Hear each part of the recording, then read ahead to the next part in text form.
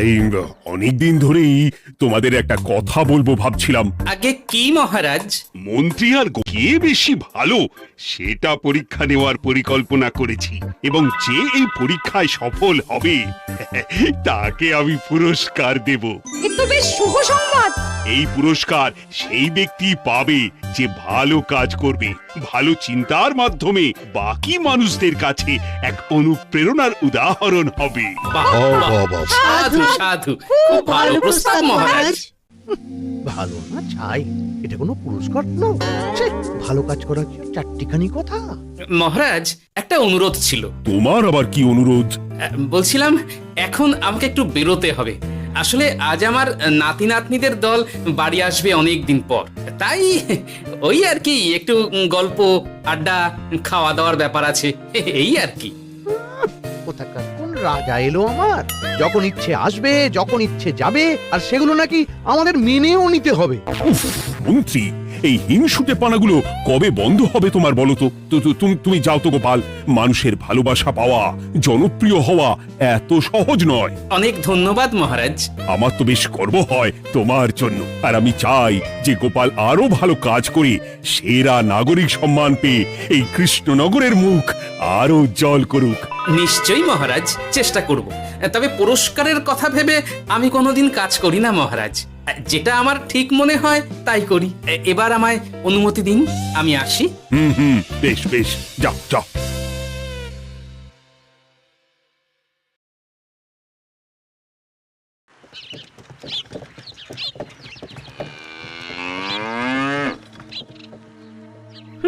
সেরা নাগরিক সম্মান সেটাও নাকি পাবে ওই গোপাল? বাবা, মহারাজের কি আদিক্ষেতা গোপালের প্রতি, দেখেও গা জ্বলে যায়। ও কি একাই আছে নাকি যে বেশি জনপ্রিয়? আমিও হব। হ্যাঁ, কি করি যাই, একটু গোপালের বাড়ি উঁকি মেরে দেখে আসি যে কি এমন মহান কাজ করে।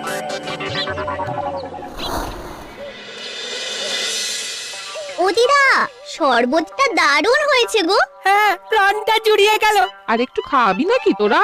না না গিন্নি, বেশি শরবত খেলে বাকি কিছু আর খেতে পারবো না। তুমি বরং ওই তরমুজ, জাম, যা যা ফল এনেছি সব এনে দাও। আচ্ছা আচ্ছা, সেই ভালো। আজকের দিনটা পুরো জমে গেল, মানে কোনো তুলনা হয় না। সে আর বলতে, গোপাল দাদুর জায়গা কেউ কোনোদিনও নিতে পারবে না। কয়জন দাদুকে দেখেছে ওরা জীবনে? এসব তো আমিও খাওয়াতে পারি, বেশি বাড়াবাড়ি। এই নে সোনারা আমার, তোদের জন্যই তো তোদের দাদু এসব এনেছে। হ্যাঁ, এই তোরা খা, কেমন লজ্জা করিস না কিন্তু। সে আর বলতে, ও দাদু তুমি এবার পরের গল্পটা বলো তো। কি ব্যাপার, মন্ত্রী মশাই হঠাৎ আড়ি পাচ্ছে কেন? কই গো দাদু, চুপ করে আছো যে? হ্যাঁ, বলছি। এবারে বুঝলি, এবারে তোদের একটা অন্যরকম গল্প বলবো। ধুর, আরে কি বলছে সব ঠিক করে শোনাও যাচ্ছে না। আর একটু ভালো করে উঁকি দি।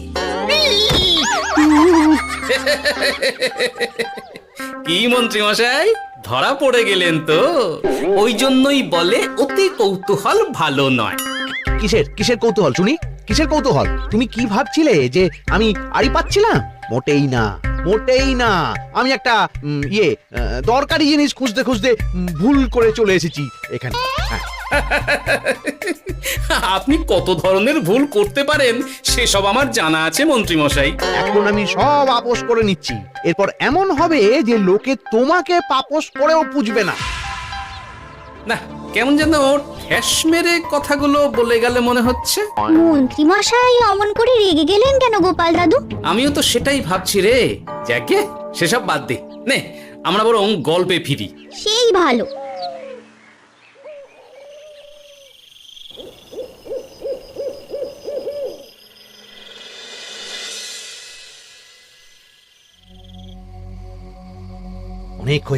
অনেক হয়েছে গোপালের গুণগান। এবার থেকে আমিও এমন কিছু করব যাতে আমি গোপালের থেকেও বেশি জনপ্রিয় হই, কিন্তু তার জন্য গোপালের কাজকর্মের উপর একটু নজর রাখতে হবে।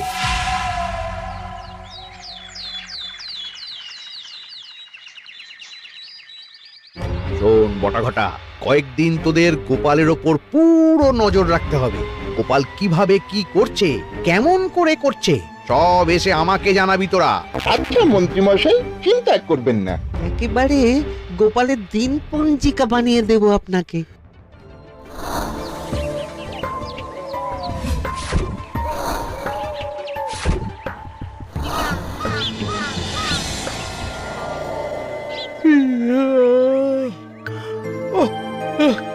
দুপুরের ঘুমটাও একটু ঠিক করে ঘুমোতে দিবি না রে তোরা?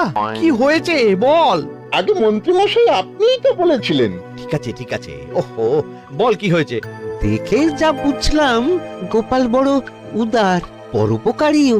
সে কাউকে ঠকায় না, আর নিজেও ঠকে না। হ্যাঁ, সবাই তাকে খুব ভালোবাসে। হয়েছে হয়েছে, বুঝেছি। এবার থামতো। গোপাল পরোপকারী? হাহ, এতদিন ও ছিল, কিন্তু এবার আমার পালা।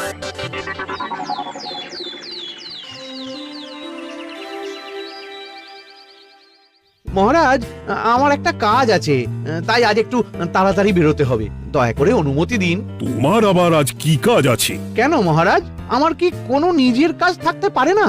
আপনার যদি আমার উপর কোনো সন্দেহ থাকে, তাহলে আপনি নজর রাখতে পারেন। আহা মন্ত্রী, আমি কি সে কথা বলেছি একবারও? তাহলে এটা যদি গোপাল বলতো, তাহলে কি আপনি ওকে এত প্রশ্ন করতেন? এর মধ্যে আবার আমি আসছি কোথা থেকে? দেখছেন তো মহারাজ, কেমন আগ বাড়িয়ে ঝগড়া করতে আসে। ওহো, ঠিক আছে ঠিক আছে, মন্ত্রী তুমি যাও। ও কি, আবার কি হলো? প্রণাম করছো কেন? ভালো কাজ শুরু করার আগে আপনার আশীর্বাদ নিয়ে নিলাম মহারাজ।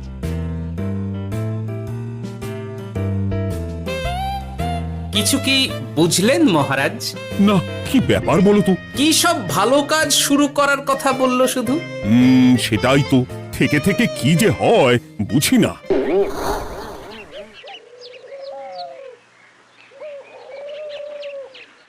তা বলেছিলাম, সব মনে আছে তো? আজ থেকে তোদের কাজ হলো শুধু আমার গুণগান করা, লোকের কাছে আমার কাজের প্রশংসা করা। আচ্ছা মন্ত্রীমশাই। আপনি যেমন বলেছেন ঠিক তেমনটাই হবে।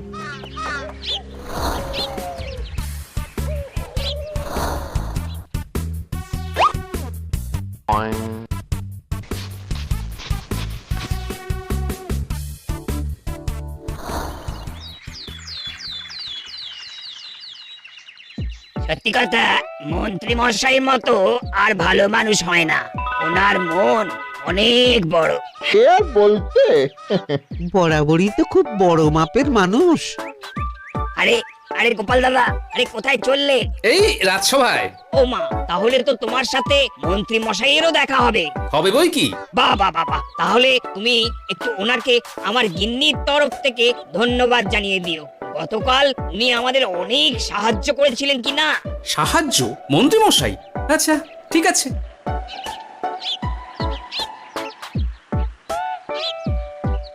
কিরে, কোথায় যাওয়া হচ্ছে সব?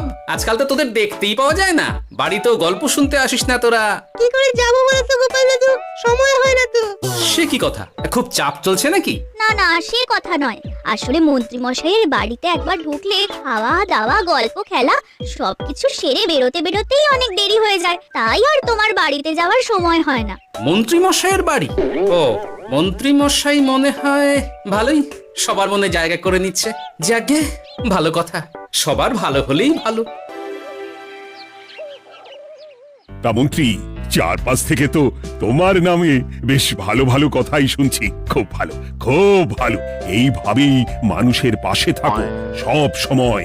এখন তো গোপালের থেকেও সবার মুখে তোমার নামই আগে আসে। বেশ হয়েছে, এটাই তো চাইছিলাম। গোপালকে ছাপিয়ে গেল মন্ত্রীর কাজ, সকলের মুখে তাই ওর নাম আজ। ও কি গোপাল, তুমি এত চুপচাপ কেন?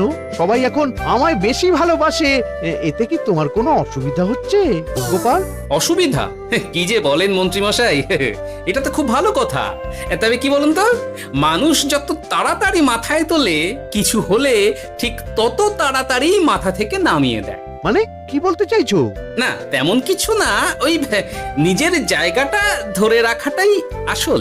সত্যি কথা বলেছো গোপাল, এক দুদিনে রাতারাতি কিছু অর্জন করা যায় না। যাই হোক, সভা আজ এখানেই শেষ করলাম। না, এখন আর কারোরই আমাকে প্রয়োজন নেই মনে হয়। সবাই তো মন্ত্রীমশাইয়েরই জয়গান করছে, তবু যেন কেমন খটকা লাগছে আমার। ধুর, এত ভেবে কাজ নেই, ভোলা ময়রার দোকান থেকে বরং কটা রসগোল্লা কিনে নিয়ে যাই। ওই গো, আমাকে গোটা 10 রসগোল্লা দাও তো। রসগোল্লা তো হবে না। কি হবে না? এই তো সামনে রাখা দেখতে পাচ্ছি। ওগুলো ওই মন্ত্রী মশাইয়ের জন্য রাখা আছে। ওগুলো ছাড়া তুমি অন্য কিছু বলো, আমি দিচ্ছি। না থাক, কিছু লাগবে না।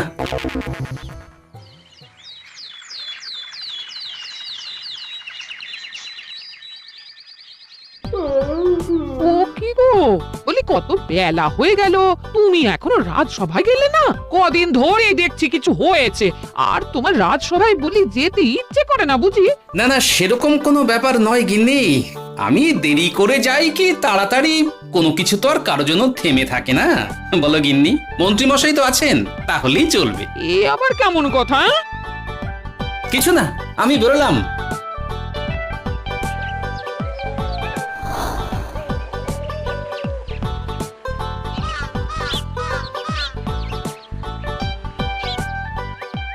কিরে, তোরা সব এখানে দাঁড়িয়ে কেন?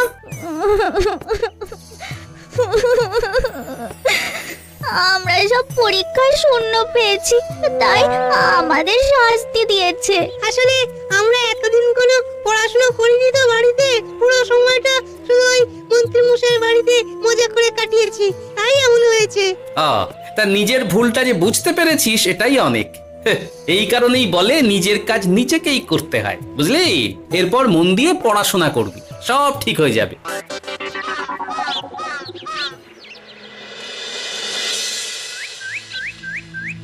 ও কি গো ভোলা মায়েরা, এমন মুখ বেজার করেছে কেন? আর কি বলি গোপাল দাদা, খদ্দের একটাও নেই। বসে বসে শুধু মাছি তাড়ানো ছাড়া আর কোনো কাজই নেই। কেন, হঠাৎ এমন কেন হলো? এই মন্ত্রী মশাইয়ের জন্য উপকার করে দেওয়ার নাম করে আমাকে দুধ থেকে ছানা মেখে দেওয়ার কথা বলেছিল। আমিও খুশি মনে রোজ দুধ পাঠিয়ে দিতাম ওনার বাড়ি। তারপর?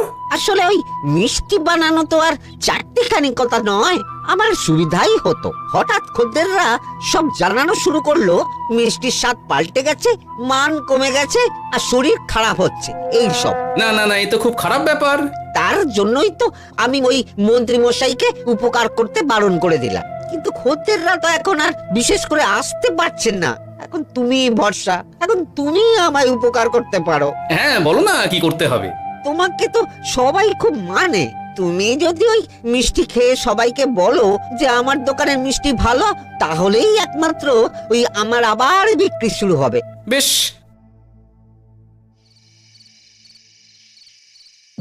শোনো শোনো, তোমাকে না একটা কথা বলার আছে। কি কথা? তুমি ভালো মানুষই করছো, তাতে তোমার লাভ, আমার কি লাভ আছে তাতে?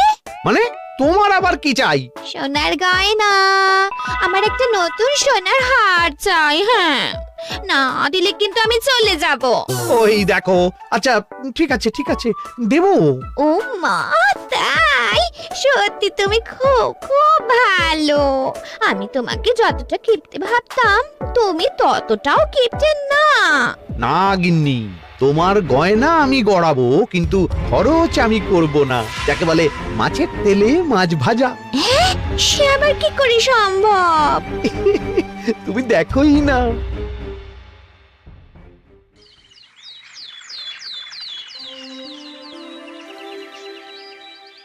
মহারাজ, আপনার কাছে একটা অনুরোধ ছিল। হ্যাঁ বলো না।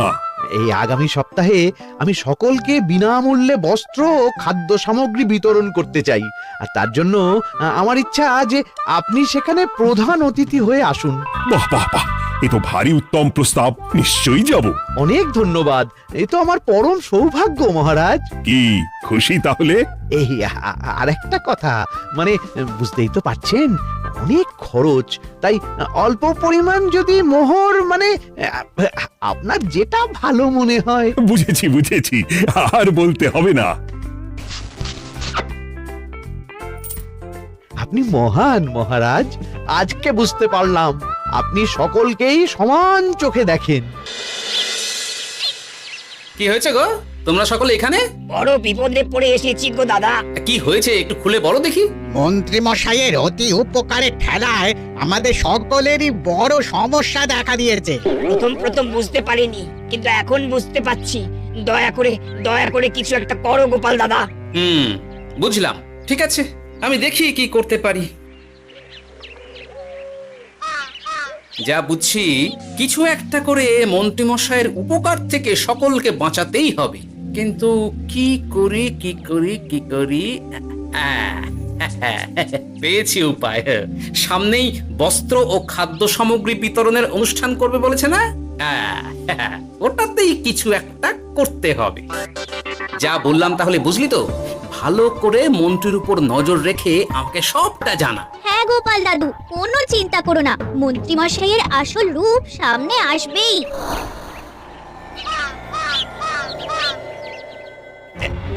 এই নে আগাম কিছু মোহর। সামনের অনুষ্ঠানের জন্য সব থেকে খারাপ মানের কাপড় ও আনাজপাতির বায়না দিয়ে আসবি। বাকি যেটুকু দাম থাকে সেটা আমি অনুষ্ঠানের দিন দিয়ে দেবো। আচ্ছা মন্ত্রী মশাই। মন্ত্রী মশাইয়ের চালাকিটা একবার দেখলি? বিতরণের নাম করে সব খারাপ জিনিসগুলো বিতরণ করার তালে আছে। খুব ভালো কাজ করেছিস। এখন বরং তোরা যা, আমাকে একটু বেরোতে হবে, বুঝলি? আচ্ছা দাদু।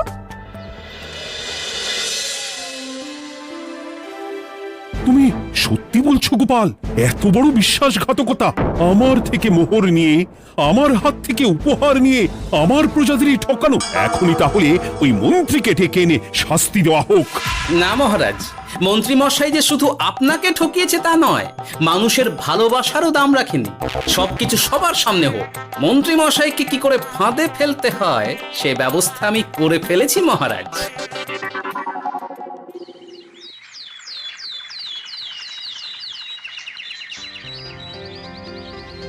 যাক বাবা, এই সুযোগে প্রচুর মোহর হাতে চলে এলো। এমনিও আমার চিন্তার কোনো ব্যাপার নেই। সব জিনিস তো মহারাজের হাত দিয়ে বিতরণ করা হবে, তাই খারাপ হলেও সবাই ভাববে মহারাজ দিয়েছে। শোন, এবার তোরা গিয়ে মন্ত্রীকে ওখান থেকে সরিয়ে আন। ততক্ষণে আমি আমার কাজটা মিটিয়ে নিই। আচ্ছা। মন্ত্রী মশাই, শিগগিরই চলুন আমাদের সাথে। মহারাজ আপনাকে ডাকছেন ওই গাছতলার ওখানে। এখন? হ্যাঁ, মহারাজ তো আপনার উপর খুব খুশি, তাই দেখে মনে হলো কোনো একটা উপহার দেবেন আপনাকে। তাই নাকি? বটেই তো। আমি এক্ষুনি যাচ্ছি। এবারে জমবে মজা।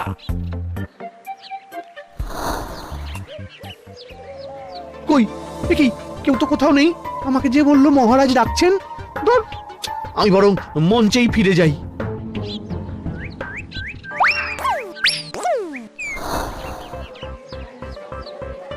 মন্ত্রী মশাই, আমরা চলে এসেছি। আপনি বলেছিলেন আজকে আমাদের পাওনা মিটিয়ে দেবে। আপনার কথা মতো সবচেয়ে উৎকৃষ্ট মানের কাপড় আমি দিয়েছি। হ্যাঁ মন্ত্রী মশাই, আমিও একদম ওই টাটকা শাকসবজি, মাছ, মিষ্টি সব দিয়ে থলি ভরিয়ে দিয়েছি। এবার দামটা মিটিয়ে দিন। দুজনের মিলিয়ে হয়েছে ওই 1000 মোহর। বাহ মন্ত্রী বাহ, তুমি এত ভালো ভালো জিনিস বিতরণ করছো, আমি তো বিশ্বাসই করতে পারছি না। মোটেই না।